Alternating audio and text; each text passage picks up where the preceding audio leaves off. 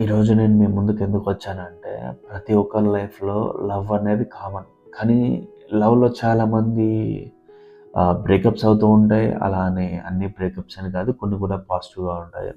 And 99% బ్రేకప్సే ఉంటాయి. ఆ 1% జనాల్లో నేనెప్పుడూ చూడలేదు. అండ్ వాళ్ళు ఉన్నారో కూడా నాకు తెలీదు. అండ్ ఇది వాళ్ళ కోసమే.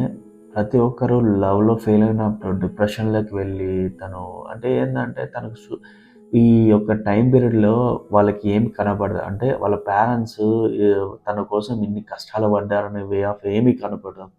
ఆ టైంలో తను నాకు బ్రేకప్ చెప్పింది. ఇంక నా లైఫే అయిపోయింది. ఇక్కడితో నా లైఫ్ శూన్యం. ఇంకా నాకు మాట్లాడే మాటలు లేవు.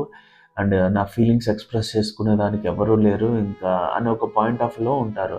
ఒక టైం పీరియడ్‌లో నా ఒపీనియన్ పరంగా చెప్తున్నా అండ్ ఒక బ్రేకప్ టైం పీరియడ్‌లో పక్కన మనకెవరైనా ఒక సపోర్ట్ ఉంటే తనతో ఏదన్నా మన షేర్ చేసుకొని తన బాధను మనం ఓదార్చేవాడు తన ఒకరు పక్కన ఉంటే చాలా హ్యాపీగా ఉంటది అనిపిస్తది.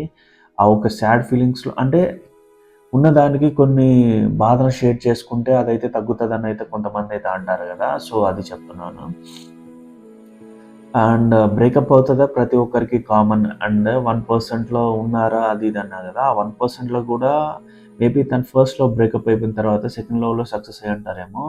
మేబీ ఇప్పుడు నేను గూడా బ్రేకప్పే. ప్రతి ఒక్కరు బ్రేకప్ అనేది కామనే. నేను ఒక బ్రేకప్ అనే ఫేజ్‌లో ఎలా ఉన్నా అంటే లైక్ మన అద్దం ముందు మన మొఖం జూసుకుంటే లైఫ్‌లో ఎక్కడా లేని బాధ మన లైఫ్‌లోనే ఉన్నట్టుంటది. అండ్ ఏది జూషినా అంటే ఏ అంటే అంత దాకా మనం మాట్లాడిన మాటలు ఆఫ్టర్ బ్రేకప్ తర్వాత ఏందంటే గుర్తు చేసిన ప్రతిసారి మళ్ళీ బాధపడి ఏడుస్తా ఉంటాము. అది ఇంకొకటి. అండ్ ఒంటరిగా కూర్చోవాలని ఉంటది. ఎవరితో కలవాలని ఉండదు. అండ్ తన గురించి ఆలోచనలు, తను మన లైఫ్‌లోనే అంటే ఆ ఒక ఫేజ్ నుంచి బయటికెళ్ళడానికి చాలా టైం పడతది.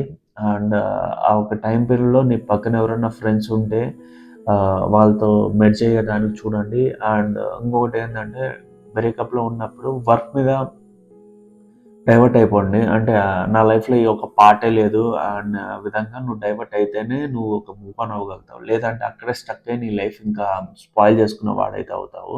సో, అందుకే చెప్తున్నాను. లవ్‌లో బ్రేకప్ అయితే ఓకే. ఫైన్. అది అక్కడితో లైఫ్ అయితే అయిపోలేదు. సో, మీరైతే ఖచ్చితంగా మూవ్ ఆన్ అవ్వండి. ఎందుకంటే మూవ్ ఆన్ అయిన తర్వాత కూడా మీకంటూ ఒక మంచి అమ్మాయి మీకోసం ఎదురు చూస్తూ ఉంటది. ఆ అమ్మాయి ఎవరు అనేది దేవుడు మనల్ని నిర్ణయిస్తాడు. దాని ముందు మనం ఏదో మన ఆలోచనతో, మన పాయింట్ ఆఫ్ వ్యూలో మనం ఒక అమ్మాయిని చూసుకొని తనతోనే లవ్ లీడ్ చేద్దాం అనుకోని, తనతోనే లైఫ్ లీడ్ చేద్దాం అనుకుంటారు. కానీ తన్ని ఒకరు మన లైఫ్‌లో నుంచి దూరమయ్యారంటే తనని కరెక్ట్ కాదని కొంతమంది అంటే దేవుడు మనకు ముందే రాసేసి ఉంటాడు రాతలో. ఇలానే ఉండాలి, ఈ విధంగానే ఉండాలి. అంటే జస్ట్ లైక్ ఈళ్ళందరూ జస్ట్ పాసింగ్ క్లౌడ్స్ అంతే. వస్తారు, పెయిన్ ఇస్తారు, ఎళ్ళిపోతారు. ఈ యొక్క పెయిన్ ఫీలింగ్ ఏందంటే నెక్స్ట్ వచ్చే అమ్మాయిని ఒకటి గుర్తుపెట్టుకోండి. ప్రతి ఒక్కరేందంటే ఆహ్, వచ్చే అమ్మాయిలా మా అమ్మని చూసుకుంటా అని అంటారు. అమ్మ నువ్వు చేసుకున్న అమ్మాయి అయితే కాలేదు. అదొకటైతే గుర్తు చేసుకోండి. తన తన పాయింట్ ఆఫ్ వ్యూ ఇప్పుడు మన పేరెంట్స్ మన పాయింట్ ఆఫ్ వ్యూలో వాళ్ళుంటే, ఈళ్ళ పాయింట్ ఆఫ్ వ్యూలో ఈళ్ళుంటారు. మనకు నచ్చినట్టు మనకు విధంగా మార్చుకుంటాము. అంటే మార్చుకుంటాం అంటే 100% మార్చుకుంటాం అని గాదు. నీకు నచ్చే విధంగా, నీకు నచ్చిన కొన్ని పాయింట్ ఆఫ్ వ్యూలో నువ్వు చెప్పినట్టయితే వింటది. అలా నువ్వు కూడా అలానే ఉండాల. రెస్పెక్ట్ ఇచ్చుకోవాల.